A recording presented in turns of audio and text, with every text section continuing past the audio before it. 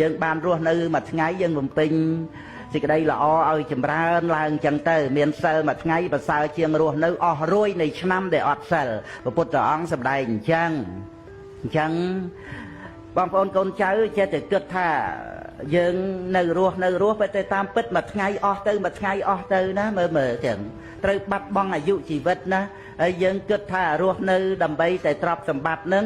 តើយើងឲ្យតម្លៃនៃជីវិតរបស់យើងស្មើនឹងមួយខែប្រមាណ$100ប្រមាណពាន់ឥឡូវយើងថាមួយខែ$1000ទៅចុះប៉ុន្តែដល់ទីបំផុតយើងត្រូវចំណាយប្រាក់នឹងដើម្បីសុខភាពដើម្បីជាបាលរោគទីបំផុតអត់ទាំងបាននៅរស់ផងចឹងបានថាយើងកុំឲ្យតម្លៃជីវិតរបស់យើងស្មើនឹងប្រាក់គឺយើងបានប្រាក់ហើយរត់ទទួលទានហ្នឹងប៉ុន្តែយើងត្រូវតែ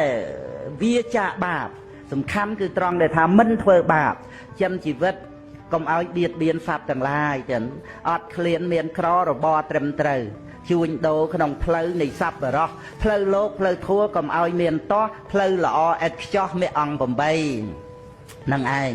ដូច្នេះគឺថាឲ្យបងប្អូនកូនចៅរស់នៅឲ្យសុបាយចិត្តជាមួយនឹងសេចក្តីល្អរបស់ខ្លួនក្នុងโลกនេះភ្នំមាសភ្នំប្រាក់ផុសនៅក្រោមផ្ទះយើងក្រោយផ្ទះរបស់យើងក៏មិនមានតម្លៃស្មើនឹង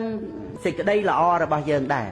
ព្រោះសេចក្តីល្អរបស់យើងទៅអាចជួយយើងឲ្យរួចពីបាបរួចពីសេចក្តីទុក្ខភ្នំមាសភ្នំប្រាក់មិនអាចជួយឲ្យយើងរួចពីអបាយភូមិទេណានឹងឯងដូច្នេះរឿងសំខាន់មានអីបានអីក៏បានទៅមានទៅប៉ុន្តែកុំឲ្យបាត់បង់សេចក្តីល្អក្នុងជីវិតរបស់យើង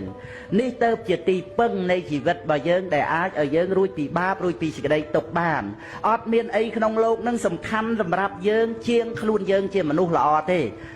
តែកាលណាយើងបាត់បង់សេចក្តីល្អហើយគ្មានសេចក្តីល្អដទៃណាមកជំនួសបានទេសេចក្តីល្អរបស់យើងសំខាន់ណាស់ត្រូវអោបកសោបក្រាញនានាចំពោះសេចក្តីល្អក្នុងជីវិតរបស់យើងស្លាប់ទៅជាមួយនឹងសេចក្តីល្អហ្នឹងដែលយើងយល់ពីតម្លៃនៃជីវិត